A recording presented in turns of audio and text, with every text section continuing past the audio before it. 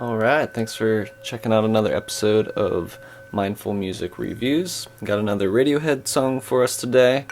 So this one was recommended from the basement. This is a live session that they do. I'm not sure if it's their practice space or whose space it is. I know they've done a few sessions there.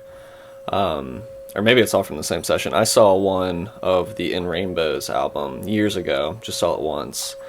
I remember it being cool, but I didn't listen or watch too deeply, so I'm excited to give my full attention to this one and invite you to do the same. I usually don't watch the videos. I did for one the other day and felt it was kind of distracting, but since this is a live performance, I think I'll watch it. And when you're ready, go ahead and get yourself comfortable, find a nice place to sit, lie down, whatever you gotta do. Grab some headphones, and when you're ready, just invite you to return to your breath. Notice your natural patterns of inhaling, exhaling. Simply noticing, simply witnessing, just to see and feel any sensations that come up, just to see where the music takes us. Not attaching to any thoughts or feelings or sensations that come up, just allowing them to pass through.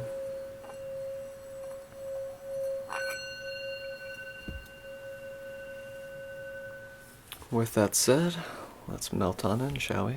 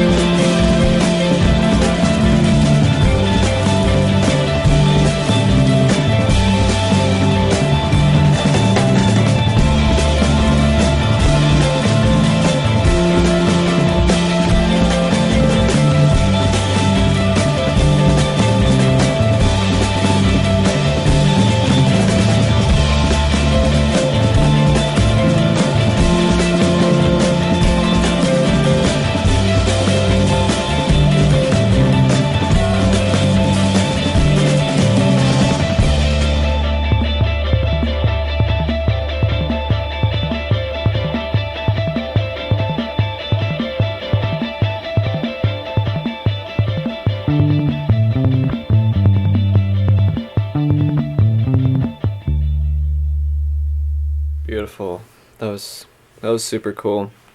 Um, yeah, I'm still torn on whether or not I'm gonna keep doing video reacts, or if I'm gonna watch videos in the future. I'm still kind of playing with it. I was kind of going back and forth between watching it and just closing my eyes and letting the music take me, which is really kind of the point of this series. So I probably will stray away from watching the videos in the future. But that was a treat to see them all jamming like that. I mean, you can tell how much fun they're all having. And I'm not a huge Radiohead geek. I don't know like who all is in the band. I know obviously Tom York and Johnny Greenwood and everything, but I didn't realize they had two drummers. Maybe one of them was Nigel Godrich. I know that's their producer. Maybe he was doing some of the beat machine type stuff. I have no idea. But that was really cool. I loved how they had a designated player on the drum machines and the actual acoustic drums as well. It was super cool. Yeah, probably around like 4 minutes. Hopefully you weren't watching me, because I definitely like blissed out. Probably like, I see the light kind of moment. But no, I really felt my spirit rise around one of those climaxes, probably around 4 minutes in, something like that. And that was really cool. I mean, this is just a huge buildup of a track. I love the album that Bloom is from. I know it might not be one of the top, at least definitely not the most popular Radiohead album, but it came out when I was in my first year of college, and just, you know, happened to be one of those albums that I got my hands on as soon as it released. So just sort of has a special place in my heart. Have it on vinyl, and I love this song, and I've never heard a live version of it. So, you know, being such a production geek as I am, partially was a little distracted slash, I don't want to say disappointed, but you know, as most live recordings, there's a little bit of a degradation between the quality that you'll get in a studio production versus live. So there's like a tiny bit of muddiness, just like, you know, lower frequency buildup where things weren't quite as clear as they would be in the studio. But that said, the energy was there, and probably 10 times as much as in the studio recording of this. Like, I might do another react for the studio version, honestly, because it's a beautiful production, and I think if I would just close my eyes and let myself go there throughout the whole song, that would be really cool too. But yeah, there's no denying the energy, that visceral live energy of just seeing them all grooving. And I mean, they're working it there. I mean, that's not an easy song to play. I don't know that there's necessarily polyrhythms going on, but there's definitely rhythmic deliciousness. Whether just syncopated type stuff. There's just so many elements going on. I mean, I wasn't even trying to keep track. I was really just letting this wash over me. I didn't even take any notes. I do love the way the bass ends the song, and that's true to the studio version too. I just love that everything sort of fades out and comes to a close, and that the bass is just still rocking there, and then boom, boom, boom. That's just the end of it. Then I want to hear the next track. Ding, ding, ding, ding, ding, ding. Morning Mr. Magpie, I want to say it is. I don't know. Like I said, I'm not obsessed with Radiohead the way I'm obsessed with some other bands. But yeah, let's rewind back to about 4 minutes and see what exactly was going on when I was sort of blissing out there.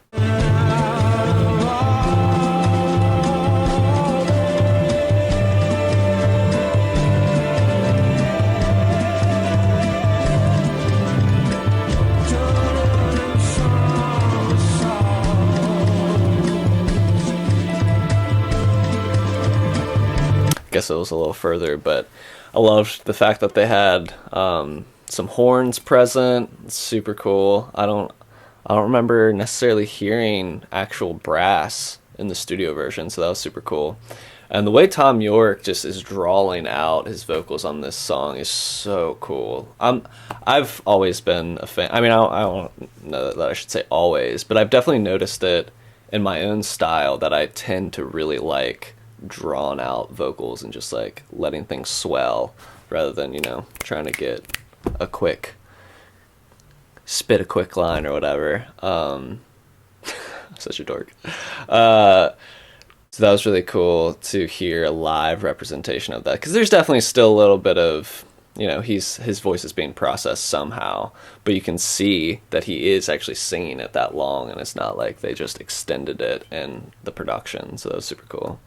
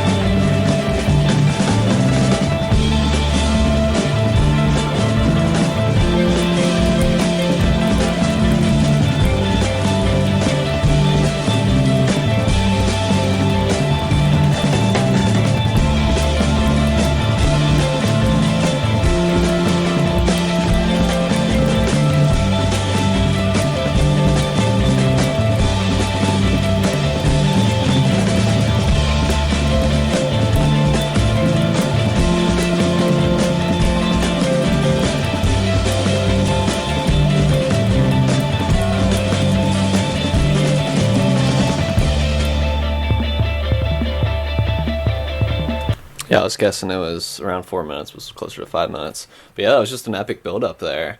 I mean, it's just such a cool example of how, you know, a climax of the song doesn't always have to be an epic guitar solo or, you know, a solo of any kind. No one was stepping forward and taking a lead there. It was just the collective energy just built, you know, and they're just all, I don't know if they're going any faster. They might have been. I would definitely wouldn't be surprised if there was a little bit of a natural push there in tempo. But it's just that energy ramping up. It's just super cool. The bass had like a tiny little bit of I wouldn't call it a lead, but sort of took like more of a melodic role there. And then the horns, yeah, they're still just kind of doing their thing, harmonizing. And yeah, I had my eyes closed the first time around on this, but they're just all rocking out. I love it. It's so cool to see. You know, I usually think of Tom York as more of a, you know, melancholy sort of, you know, wizard behind the scenes type of dude, and definitely not like a prominent frontman type of energy. But yeah, super cool to see him rocking out like that. One thing I did think of in the beginning that I'll mention real quick was just, again, it was cool because I've seen Radiohead live once, but I was way far back at Riverbend, you know, not super close to see exactly what they were doing. And I really haven't looked at any live videos before. So I'm used to just, you know, that wall of sound sort of just getting lost in the mix of Radiohead. So it was cool to see, like, oh, they're actually making some of those sounds on guitars too. Let's see, what was it? It was either Johnny Greenwood. Yeah, right here.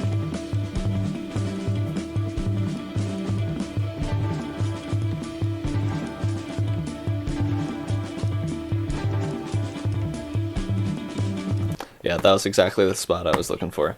I mean, in the studio, shoot, that very easily could have been a synthesizer or something or other. And he had that quick little slap echo going on it. You know, he's hitting it just a few times and it's, you know, giving all that delay, echo, feedback. Super cool, super cool. So, yeah, I guess I don't have too much intelligent things to say about this one, but definitely loved it. When that peak came around 5 minutes, what I was seeing in my mind was sort of like, I don't know, I just felt like sort of an explosion of energy in myself and sort of like lifted above. Like I felt like I filled the room and just like expanded past the house, and I just kept seeing like myself rising and expanding beyond my physical space until it was just like almost seeing like a bomb sort of energy radiating out. And yeah, kind of funny to communicate and share about those types of things that I see in my mind when listening to music. But I guess that's what I'm doing on this series. So yeah, let me know what you guys think. Any information you have on Radiohead that I'm obviously ignorant about, feel free to enlighten me, and keep the recommendations coming. And we'll be back for another one soon. Till then, keep breathing deep, y'all. Much love.